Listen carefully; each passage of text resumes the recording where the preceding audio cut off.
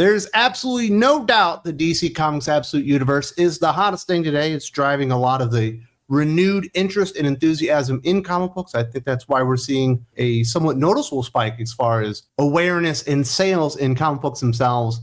And for the most part, I think the Absolute line is perfectly fine. There are actually a couple standouts. I think Absolute Batman continues to be an absolute hoot. It's a fun book. Specifically, when Nick Dragotta illustrates the book, it looks like $1,000,000. And then the last two issues of Absolute Wonder Woman, I think, have been the two best Absolute Universe anything that we've gotten so far. The new artists on Absolute Wonder Woman that we've gotten the past couple issues made that book look absolutely amazing and epic, and I'm definitely enjoying what's going on in there. But there's one that stood out for completely missing the point, and I don't think, at least this is just my opinion, and I know people are going to disagree with me, I do not like Absolute Superman whatsoever. I think it's the really big miss thus far. I think probably Absolute Green Lantern's worse, but Green Lantern is not Superman, and I've kind of just given up on the book. I'm not really supporting it or reading it anymore. And there was a recent article on Popverse from Jason Aaron's like C2E2 panel where he's talking about his Absolute Superman and what separates it from the regular in-universe Superman. And I was like, that pretty much sums up why I don't think I like the book and why I don't want to read it anymore. The angry immigrant narrative behind Absolute Superman completely undermines everything the character was built on. Jason Aaron claims Superman's much more of an immigrant in his version of the character, later adding doing an immigrant story in 2025 is very different than doing it in 1938. But Superman was created by the children of immigrants. Jerry Siegel and Joe Shuster, as a symbol of hope, not bitterness. The original Superman didn't arrive with anger in his heart. He arrived to be a protector. This updated version trades timeless optimism for political bitterness. It's not only a slap in the face to the character's legacy, but so tied to the current political moment that it's sure to age poorly. What's presented as death comes off more like ideological messaging, a story more concerned with making a statement than telling a great Superman tale. And I'm certainly not surprised that Jason Aaron, at least the 2025 version of Jason Aaron, who's basically a shell of himself, would come up with this has got to be the angle that I have to take with Superman. We need to talk about him being an immigrant, which, okay, yeah, sure, he's an immigrant. But let's strip all the meaning of the character away and say this is like the new version of the character. But this certainly isn't like a new take on Superman. We've seen angry Superman in the past. We've certainly seen angry Superman in DC Comics. You know, we have Injustice out there, Hank Henshaw, Cyborg Superman. But if you go outside of DC Comics to the indie landscape, you know, Omni-Man's there. There are plenty of different versions of Superman that are angry and misusing their powers and stuff like that. So angry immigrant Superman really isn't all that original of a take. A lot of people have been exploring these ideas for years upon years. And that kind of leads us into another major issue, in my opinion, with Absolute Superman. Audiences are 6 issues into the series, and the character's motivations remain unclear. He's angry, but why? There's no meaningful emotional foundation or backstory that justifies this anger beyond vague flashbacks of his father being a miner. Aaron describes him as a little bit more raw and admits that anger fuels a lot of the decisions he makes, but without real context, the result is a shallow portrayal that lacks both nuance and relatability. Superman is defined by his restraint, his empathy, and his moral clarity. Stripping those away just leaves a brooding powerhouse with no compelling reason to care. It's Superman in name only, completely unrecognizable in spirit, and I think when you've completed half a year's worth of work, 6 issues in total, we probably should have mapped out what the character's motivation on Earth is. Sure, we know that his parents were abused and not treated very well on Krypton, and he was certainly older when he left Krypton. But why is he so angry on Earth? What did Earth do to him?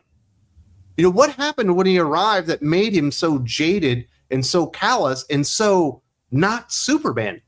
That hasn't been explained. And I think when you have a new series like this with a new interpretation of the character, there has to be a hook. And the hook can't be he's angry or he's a better portrayal of an immigrant in 2025 than we got in 1938. So now he's a legitimate portrayal of what Superman should be, at least for modern times.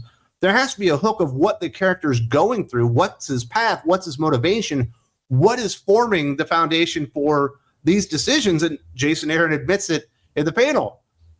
The foundation of the decisions is he's angry, and that will certainly serve and satiate some people for some time. But me personally, I'm looking for something a little bit deeper. If you're not going to make a fun book, if you're not going to make an exciting book, if it's going to be a character study on what makes this Superman a more legitimate representation of his times than the one that we've had for the past 85 years, you might need to tell people why they should invest in the character. And that's another reason I'm definitely stepping away.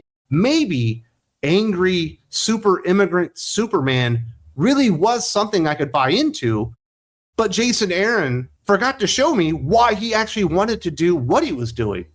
And it's kind of strange that you're this far into a run and essentially nothing about the character himself is established other than he was on Krypton, and now that he's on Earth, he's real angry. I just don't think that's enough for the character. The creative liberties don't stop there. This Superman, already one of the most powerful characters in fiction, is now equipped with a dust cape that functions as a plot device capable of doing whatever the story needs. Add to that an AI assistant named Soul and an upcoming superhero mask inspired by the Omega Men, and suddenly Superman feels more like a high-concept science fiction character than the iconic hero he's supposed to be.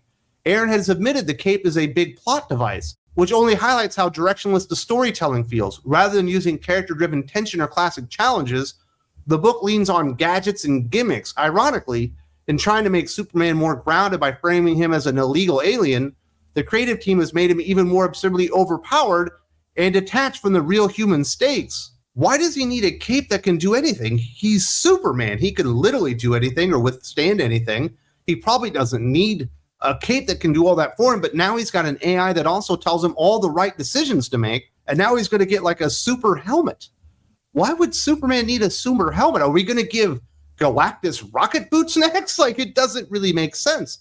Does Darkseid need a cloak of invisibility just in case he might get hurt? Like, of course not. He's fucking Darkseid.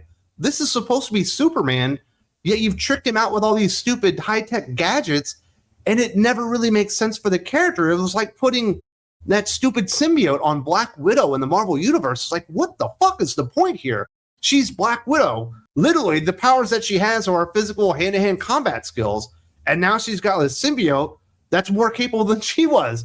I guess we'll just never have stakes. We'll never have tension. We'll never put the character in any position to ever get hurt. I guess that's the point of it. But that doesn't really work for Superman. And then when you start layering all this stuff on top of each other, it becomes a real problem, especially for somebody like me that really, really does love Superman. I don't come to a comic book that says Superman on it because I'm looking for an alternative to Superman. I don't think that the Superman created by Schuster and Siegel is outdated or unnecessary in today's time. I think Superman's more necessary today than he's ever been. But I do come to a Superman book expecting something that makes sense for the character. If you're going to do something original, it does at least have to work within the framework of what the character is, where he came from. If you want to redefine his origin and stuff like that, you still have to newly define his motivation. What is he looking to do? What does he even want to accomplish? And all of a sudden you just start throwing stuff on top of him. Superman is not Captain Marvel. You don't have to throw extra powers and abilities and technology on the character to get the character over. Superman is over. And I think this has been an enormous missed opportunity to do something really interesting with Superman because, quite frankly, I'm really enjoying this new version of Wonder Woman. I think this new version of Batman is ridiculous, but it's kind of ridiculously fun, and you don't really get any of that from this series. Despite these problems, Absolute Superman is selling, according to ICV2. The series was the 5th best-selling comic in March of 2025, outselling Amazing Spider-Man, Ultimate Spider-Man, One World Under Doom. While the art from Rafa Sandoval is widely praised for its quality, the narrative itself lacks the fun of Absolute Batman, which is a gritty, street-level take on the character, or the creativity of Absolute Wonder Woman, which reimagines Diana with a mythic flair.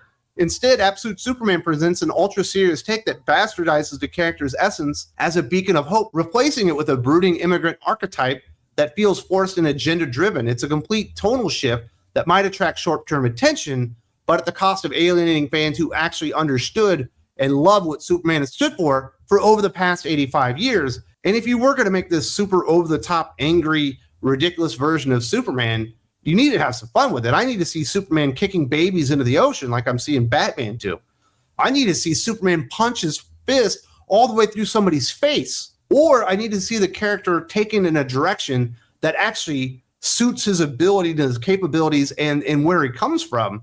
And none of that stuff is happening. So you get this ultra serious, dour, angry, weird version of Superman with no motivation whatsoever, that's just kind of traveling through the book, accomplishing little of substance, being guided the entire way by an AI that he doesn't need, with a dust cape that give him extra powers, even though he was already the most powerful superhero essentially in the entire comic book universe. So in my opinion, while there are a lot of hits over there on the Absolute Universe, I'm enjoying Batman, especially when Nick Dragotta's on the art. I'm enjoying Absolute Wonder Woman, especially when this new artist is on the art. Absolute Superman is just a no-go for me. I think it completely misses the point of Superman, and in a lot of ways is an affront to why the character was created in the first place. Jason Aaron probably thinks that he's doing something epic and mind-blowing, but in 5 years, it's just going to be a footnote in a CBR article about the 15 most evil versions of Superman that exist, and it'll be like number 8. It won't even be number 1 or whatever, and it'll be completely forgotten because it's not really Superman. It's not really memorable, other than the art, which is fantastic, but is being completely wasted on what Jason Aaron is trying to accomplish here, which I'm not really sure what it is. I think it really is an agenda-driven book rather than trying to entertain or tell good stories, and that's why I'm kind of out. But I know a lot of you guys are still enjoying it. What do you think about Absolute Superman? Is it the book that you wanted? Is this the new Superman for a new time that you were always looking for? Did you even like Superman to begin with? Might be the second question on that one, but I definitely want to hear from everybody. But that's kind of why I'm out on this book, and I'm certainly already out on Green Lantern. I think the Absolute Green Lantern concept and everything introduced in that first issue was even worse than anything in Superman. But Green Lantern, as much as I love him, isn't Superman. If you appreciate this kind of honest take on something that's doing very well and a lot of people like, but it's just not for me, and start up a conversation like this that I think will be really, really fun, and you would like to support Think Critical YouTube, there's one place to do that. That's Think Critical Patreon. There's a link in the video description. There's a button right here, and I hope to see you there very, very soon.